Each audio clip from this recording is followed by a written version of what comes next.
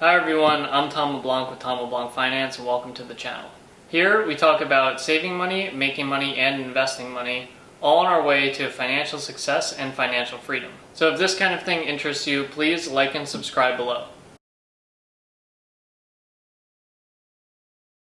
So today I want to talk about really what is a stock. By definition, a stock is the capital raised by a business or corporation through the issue and subscription of its shares. So the stock of a company is essentially all the shares that are issued into which ownership of that corporation is divided.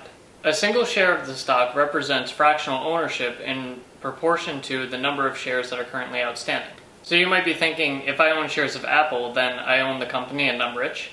Not exactly. A share of the company's stock essentially is partial ownership of that company and entitles you to a certain percentage of the profits. However, just because you own shares of a corporation doesn't mean that you can just go in and start bossing everybody around or taking things for free. Certain classes of stock do actually give you voting rights, but we'll talk about that a little bit later. So basically how this all starts is that a company will issue shares to the public in order to raise capital to provide for future business ventures. They essentially raise funds to operate and improve their business. Everyday people like you and me can then buy these shares if we think that the value of the company is going to increase in monetary terms. AKA, the stock price will go up. So again, where this gets a little tricky is that the owners of the shares of the corporation do not directly own that corporation, they simply own the shares of the corporation. And so corporations themselves are treated like people in a way, where they can borrow money, they can get sued, etc. But in this case, the company's property is still owned by that corporation and is not actually owned by the shareholders. So if you own shares of Apple, you can't just go into an Apple store and start grabbing the iPhones for free because you own the corporation. That would be a nice perk, but that's not exactly how it works. As people will be buying these iPhones, for instance, though, what owning shares of this company entitles you to is a percentage of the profits from all of those sales of the iPhone. Essentially, it's an entitlement to the profits of the company. Since you buying shares of the company essentially help them raise the money to make more money, your investment will have then paid off and you'll be able to sell your shares for more than you bought them for.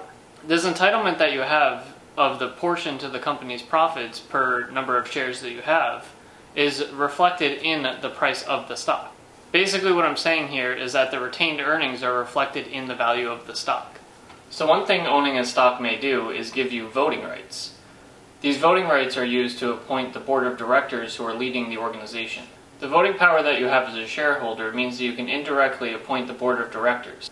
Therefore, you sort of have a say in the direction the company is going to go.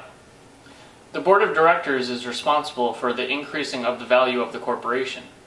They do things like hire professional managers, appoint a CEO, and that kind of thing. So you having a vote in who gets to appoint those people mean that you play a significant role in the direction of the organization. Owning a stock may also give you the right to receive dividends, which are a portion of the company's profits that are paid out to shareholders. So, as mentioned earlier, there are two main types of stocks. There's common stock and preferred stock. These voting rights that I mentioned are where the two differences really lie. Owners of common stock have the right to receive dividends and vote in these shareholder meetings. Preferred shareholders, on the other hand, have limited to no voting rights at all. Now, there are a couple of reasons why someone might want to be a preferred shareholder as opposed to a common shareholder. Preferred shareholders actually tend to receive higher dividend payouts than common shareholders, and they're guaranteed this rate no matter what. Preferred shareholders actually receive their dividends before common shareholders receive their dividends. So this kind of further guarantees the fact that they can receive that percentage as opposed to the common shareholders where the percentage can fluctuate. Another thing that preferred shareholders have a benefit for is in the event of a liquidation, they have a greater claim on assets than a common shareholder.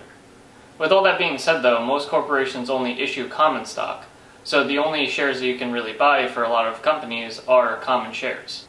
So with all that out of the way too, when you own the shares of a company, you can sell them back into the market the same way you bought them. So there is no contract or anything like that that ties you to owning those shares for any certain period of time. You have the freedom and flexibility to buy and sell as you please. So that's all guys, thanks for watching. For more videos like this one, please like and subscribe below, and I'll see you in the next one.